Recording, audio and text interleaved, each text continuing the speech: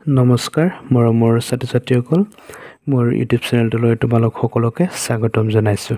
ছাত্ৰ-ছাত্ৰীসকল আজি অসম জাতীয় বিদ্যালয়ৰ তৃতীয় শ্ৰেণীৰ নতুন বিজ্ঞান পাঠ্যপুথিৰ 12 নম্বৰ অধ্যায় জীৱৰ বংশবৃদ্ধিৰ প্ৰশ্নৰ উত্তৰসমূহ আলোচনা কৰিবলৈ বিচাৰিছোঁ। ছাত্ৰ-ছাত্ৰীসকল ভিডিঅ'টো যদি ভাল লাগে তেন্তে লাইক কমেণ্ট কৰিবা আৰু তোমালোকৰ বন্ধুবৰ্গৰ মাজলৈ শ্বেয়াৰ কৰিবা। তেন্তে পলম নকৰি ভিডিঅ'টো আৰম্ভ কৰিছোঁ। 1 নম্বৰ ক জীৱই কি অৱস্থা পোৱাৰ পাছত জন্ম দিব পাৰে? উত্তৰ তোমালোকে লিখিবা জীৱই পৈণত অৱস্থা পোৱাৰ পিছত জন্ম দিব পাৰে। খ নম্বৰ উদ্ভিদে কেনেদৰে জন্ম দিয়ে? উত্তৰ লিখিবা ফুল ফুলা উদ্ভিদৰ ফুলৰ পৰাই নতুন গছৰ জন্ম হয়। আন কিছুমান উদ্ভিদে ডাল পাত আলু আদিৰ পৰা জন্ম দিয়ে। আকৌ ফুল নুফুলা উদ্ভিদৰ ৰেণুবোৰ মাটিত পৰিলে তাৰ পৰা নতুন উদ্ভিদ গজে।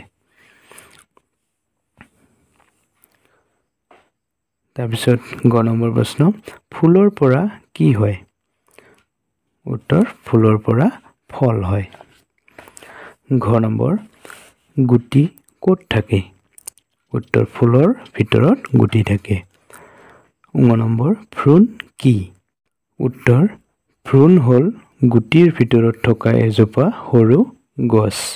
তাৰপিছত 2 নম্বৰ ক প্ৰশ্ন বাঁহ গাজ কাক বোলে? উত্তৰ বাঁহ গছৰ পুলিক বাঁহ গাজ বোলে। খ নম্বৰ কলম কি? উদাহৰণ দিয়া।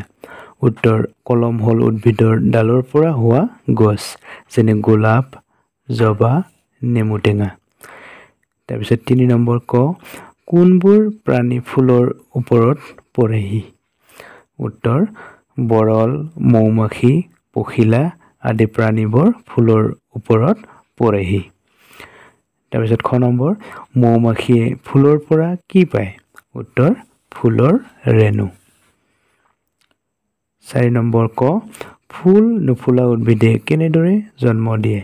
উত্তৰ ফুল নুফুলা উদ্ভিদৰ গাত থকা ৰেণুবোৰ মাটিত পৰিলে তাৰ পৰাই নতুন উদ্ভিদৰ জন্ম হয়।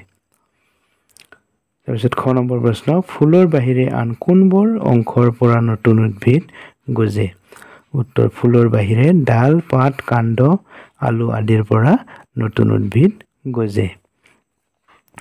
তাৰপিছত 5 নম্বৰত আছে শুদ্ধ উত্তৰটোত ৰাইট চিন দিবা। ক নম্বৰ ভ্ৰূণ বীজৰ ভিতৰত সোমাই থাকে নাথাকে? ইয়াতে হ'ব থাকে থাকেটোত ৰাইট চিন দিবা। খ নম্বৰ ফুল ফুলা উদ্ভিদে জন্ম দিওঁতে প্ৰাণীৰ সহায় লয় বা নলয়? ইয়াতে কোনটো হ'ব লয়।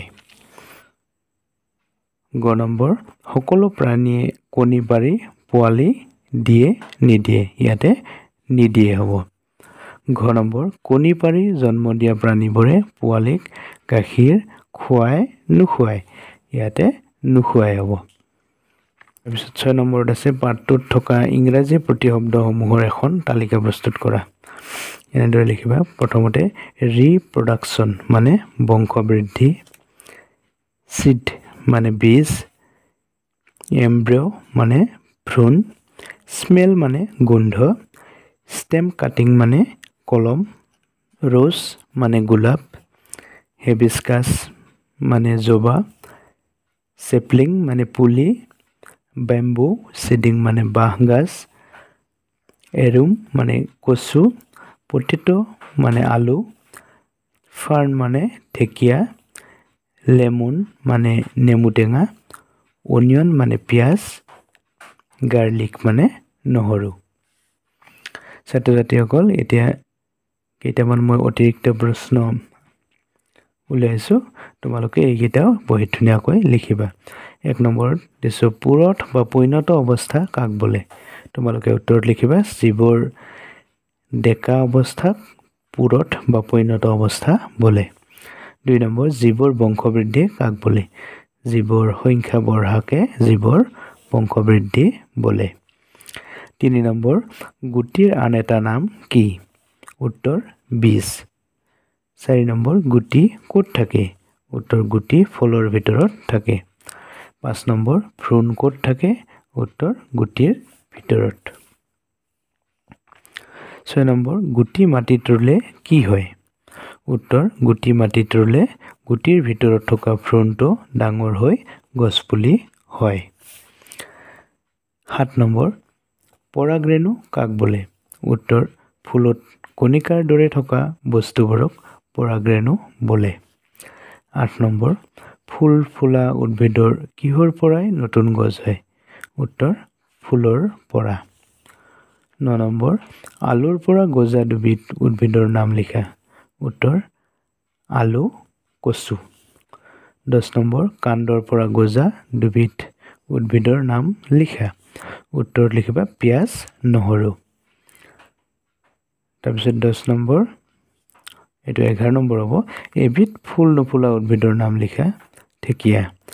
এইটো 12 নম্বৰ হ'ব আচলতে। পাতৰ দাঁতিৰ পৰা গজা এবিধ উদ্ভিদৰ নাম লিখা। উত্তৰ লিখিবা দুপৰ টেঙা।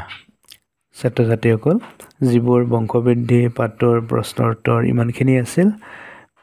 তোমালোকে বহীত ধুনীয়াকৈ প্ৰশ্নৰ উত্তৰসমূহ লিখিবা, ঘৰত পঢ়িবলৈ যত্ন কৰিবা। ভিডিঅ'টো যদি ভাল লাগিলে তেন্তে লাইক কৰিবা আৰু কিবা প্ৰশ্ন সুধিব লগা থাকিলে তোমালোকে কমেণ্ট কৰিবা। আৰু যিসকলে মোৰ চেনেলটোলৈ নতুনকৈ আহিছে অনুগ্ৰহ কৰি চেনেলটো ছাবস্ক্ৰাইব কৰি কাষত থকা বেল আইকনটো প্ৰেছ কৰিবা, যাতে মই দিয়া পৰৱৰ্তী ভিডিঅ'বোৰ তোমালোকৰ ন'টিফিকেশ্যনত গৈ পায়। ভিডিঅ'টো চোৱাৰ বাবে ধন্যবাদ। পুনৰ লগ পাম আৰু নতুন ভিডিঅ'লৈ। ধন্যবাদ।